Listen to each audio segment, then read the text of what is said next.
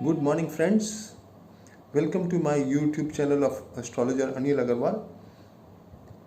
Today we will be talking about the eclipses, which have, in fact, the very fact that the solar eclipse which took place on the 26th of December 2019 and the cluster of 6 planets in the sign Sagittarius and the eclipse taking place in the nakshatra Moola, which is represented by goddess Niti, and lot of destruction, lot of violence, lot of virulent virus, uh, calamities of all kinds, espionage.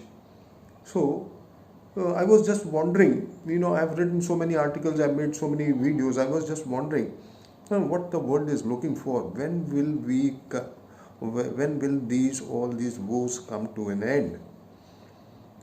Then I looked at the solar ingress of 21st of June. It is 180 degrees from the eclipse which has taken place on the 26th of December. And one fortunate and good thing is that the luminaries are not on the mouth of the nodes. In the case of 26th December 2019, the luminaries were on the face of the nodes, and when they are on the face of the nodes, the eclipses are extremely enigmatic, venomous, and dreaded. Now, in the case of 21st June 2020, the good part is that the nodes are, nodes, they go in a retrograde motion. Their degrees are less than the degrees of sun and moon. Now, sun and moon are 6 degrees and they are 4.59 degrees. So, they will not, the luminaries will not be on the mouth of the nodes. If they were less degrees, then they were on the mouth of the nodes.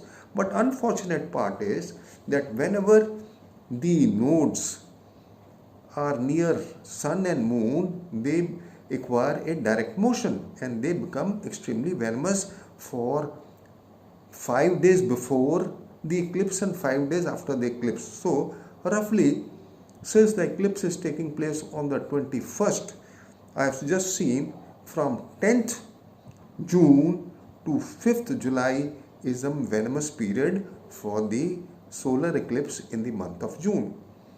Now, but after that, the other thing is that all the planets are in the grip of the nodes. So when will these nodes come out of the grip of the nodes? The other thing is the sixth lord of the natural zodiac is Mercury, and Mercury is also the yoga lord at the time of eclipse of the 26th December 2019. So the two important planets are moon, as we know, it keeps on going and entering. So the primary thing is that when does sun come out of the grip? When does sun cross the sign Gemini? In fact, when does it reach its own sign Leo? And then when does Mercury go out of the grip of Rahu?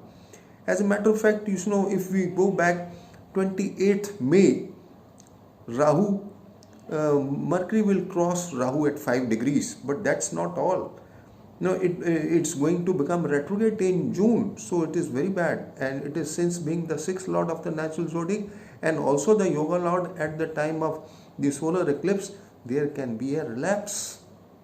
And unfortunately, in the month of May and June, there are a lot of planets which are retrograde, like Saturn is getting retrograde on the 11th of May, Jupiter is getting retrograde on the 15th of May, and then 18th of June, just before the eclipse of the 21st, Mercury is becoming retrograde. It's not good.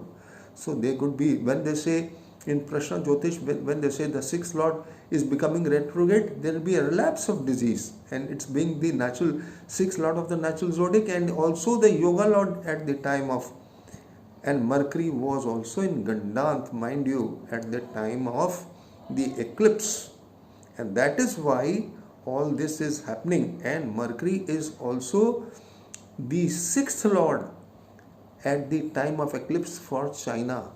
So and China is also running the Dasha of Mercury, so it is not good for China, especially in the month of June and this eclipse. The relapse will take place, but the relapse may not be of a greater intensity. And why should we look at the negatives now? Let us see the positives. The sun will come out of the grip of the Rahu on the 16th of July. It will go in its own sign on the 17th of August. So primarily speaking, after 16th of July will be a relief giving period, because sun and moon, they control our lives. They are the life force. And then Mercury is also getting out of, in fact it is crossing the degrees but it's going retrograde. So 12th of July it will also become direct. So after 12th of July, after 16th of July, and then Mercury is leaving the sign Gemini on the 2nd of August. So if I say Mercury is the 6th lord and it goes in exaltation on the 2nd of September, it's still better. So by 2nd of September, you could feel a major difference from the respite of the woes of the coronavirus. And then Ketu, the disease Karka, and who is in Mula Nakshatra where the eclipse has taken place, he is also going to shift. So as a matter of fact, he is going to go in Gandant. We can also say that he is losing the strength. He is going in Gandant.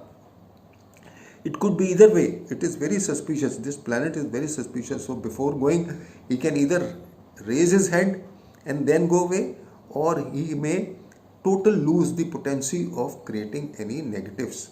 So friends, taking a positive stance from 16th July, 2nd August, 2nd September, 27th September, and maybe 4th October, we will get some relief. But unfortunately on the 4th of October, Mars is falling back. It's not good for the world. Mind you, I will write and we'll talk about it later.